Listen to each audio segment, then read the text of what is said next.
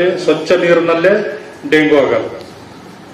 ಇವು ಹೊಲಸು ಕೆಸರು ಅದು ಇದು ಏನಾಗಿರ್ತದ, ಸ್ಟಾಗ್ನೆಂಟ್ ವಾಟರ್ ಏನ್ ನಿಂತಿರ್ತದ, ಬಹಳ ದಿವಸಗಳಿಂದ 10 ದಿವಸ 15 ದಿವಸದಿಂದ ಯಾವುದೋ ಒಂದು ಟೆಗ್ಗ ಪ್ರದೇಶದಲ್ಲಿ ಏನ್ ನಿಂತಿರ್ತದ, ಅದರಲ್ಲಿಂದ ಮಲೇರಿಯಾ ಆಗೋ ಚಾನ್ಸ್ ಇರ್ತದೆ.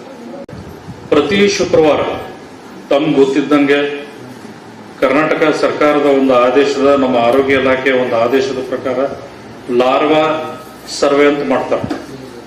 ಅಂದ್ರೆ ಮನೆ ಮನೆಗೆ ಹೋಗಿ ನಮ್ಮ ಆಶಾ ಕಾರ್ಯಕರ್ತರು ಮತ್ತು ನಮ್ಮ ಎಲ್ಲ ಸಿಬ್ಬಂದಿ, ಇಲಾಖೆಯ ಸಿಬ್ಬಂದಿ ವರ್ಗದವರು ಹೋಗಿ ಸ್ವಚ್ಛತೆ ಬಗ್ಗೆ ತಮಗೆ ತಿಳಿಸ್ಕೊಡ್ತಾರೆ.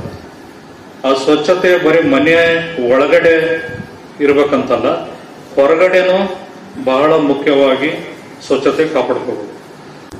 ಬರೇ ನಮ್ಮ ಸರ್ಕಾರದ ಇಲಾಖೆಗಳು ಒಂದೇ ಅಲ್ಲ, ಈಗ ನಮ್ಮ ಸರ್ವ ಸದಸ್ಯರು, ಪುರಸಭೆ ಸದಸ್ಯರಾಗಲಿ, ಅಧಿಕಾರಿಗಳು ಆಗಲಿ, ವಿವಿಧ ಇಲಾಖೆಯ ಅಧಿಕಾರಿಗಳು ಆಗಲಿ, ಅವ್ರು ಅಷ್ಟೇ ಜವಾಬ್ದಾರಿ, ಅಷ್ಟೇ ಈಕ್ವಲ್